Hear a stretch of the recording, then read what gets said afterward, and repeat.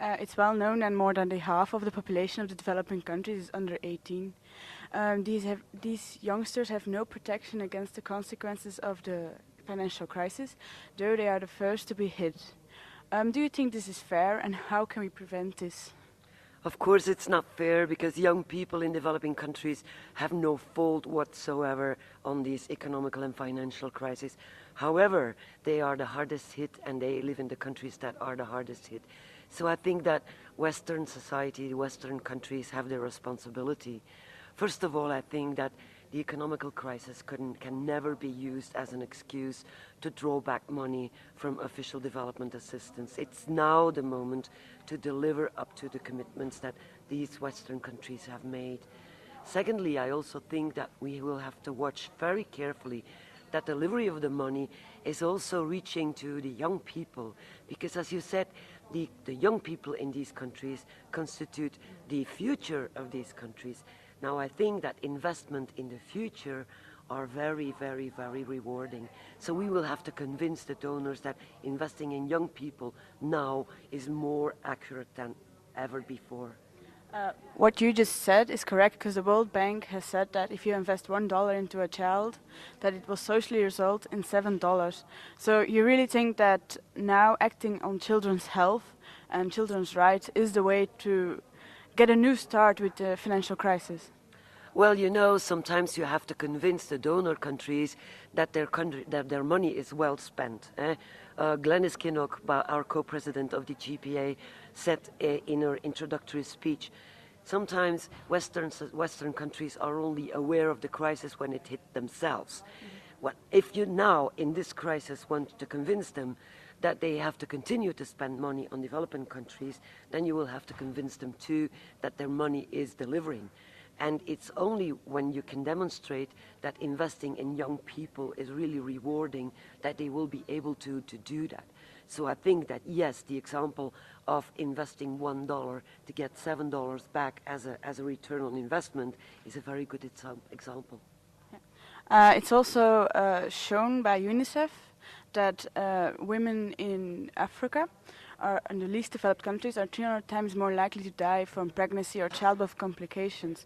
What can the European Union do better to prevent such things? First of all, I think that the gender dimension of the development cooperation is not there yet.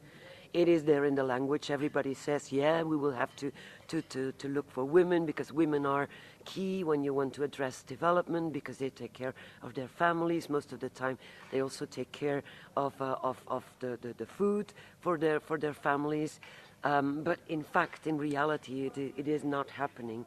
So I think you will really need a very, very strong gender focus in your delivery of ODA. The second thing I think is that when you want really to achievements to be made, that you have to empower women's organizations in the countries concerned.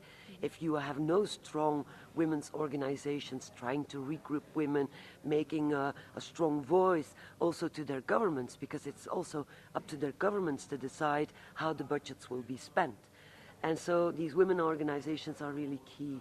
And I think the third thing is that never forget that money is never enough. You also have to focus on women's rights, because in all these countries where the status of women is low, where women have absolutely no rights, then they will be forgotten, they will be abandoned. So I think fighting for women's rights is also very key. Nowadays, not only the financial crisis, but also the climate changes are affecting our Earth and our people. This is also the effect that diseases are more frequent and they appear again after disappearing.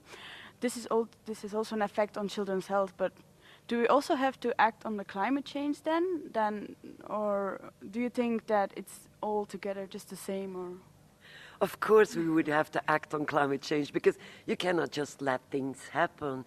We know that if we do not act, that there will be islands in the Pacific that will completely disappear, that there will be countries who have practically almost their whole land that they need for agriculture that will be eroded, and that is very, very much affecting the most vulnerable people. So if we don't act upon the causes of climate change, I think we will spend money we will continue to spend money and never there will be enough. Having said this, acting on the causes is key, but let's not forget that in the meantime, you also need to invest in basic healthcare systems that deal with the effects of climate change already, and, for example, also in research that goes for the new phenomenon in diseases, because many of these diseases were not known before, are hardly treatable. So investment in research is also very important. So it's a combination of preventing and curing the diseases. Of course, like always, let's not focus only on curing, let's focus also on preventing. But in focusing on preventing, let us not forget that we need the money now to build up the healthcare systems for the people that are living now.